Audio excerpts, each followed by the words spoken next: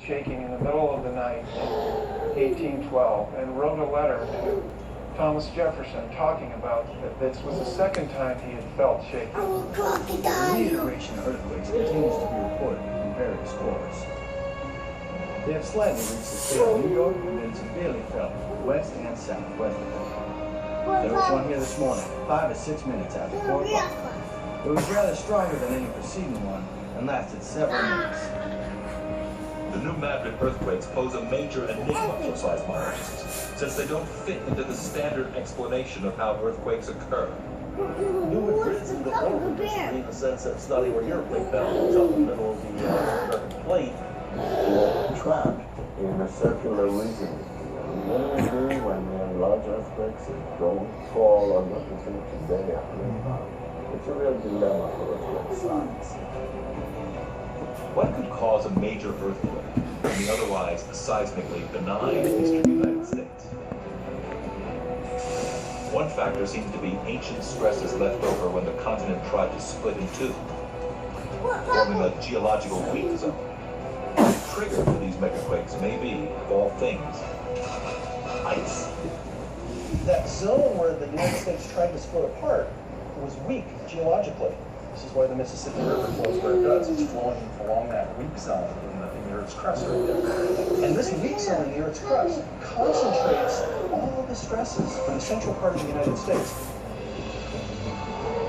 This weak zone contains a myriad of faults, 3 major ones, each with a magnitude potential near 8.0 according to the USGS. The southern fault is believed to be a strike-slip fault. The middle fault is thought to be a normal fault, and the northern fault is considered a strike-slip fault. Stresses could have been building up in these faults since the end of the last ice age. And it turns out the trigger for these earthquakes 1,000 years ago was probably a couple kilometers thick. Ice is heavy. But what happens when you melt that ice?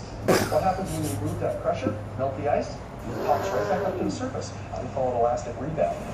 And that elastic rebound is generating stresses as the crust moves back up, which are being concentrated by this very, very old fault zone that hasn't moved in a couple 100 million years. And that's generating earthquakes like the 1811, 1812 New Madrid earthquakes.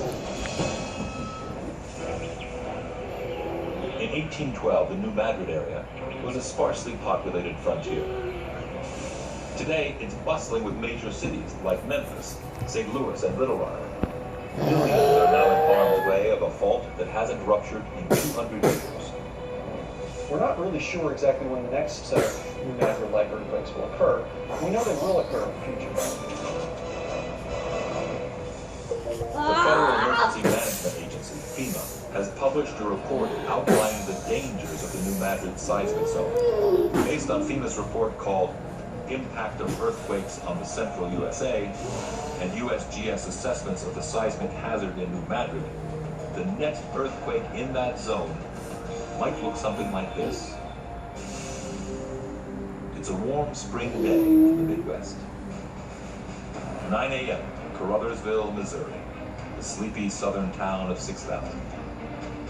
Nearby, traffic moves briskly along Interstate 155 over the bridge linking the eastern and central sections of the United States. The only bridge for 80 miles in either direction.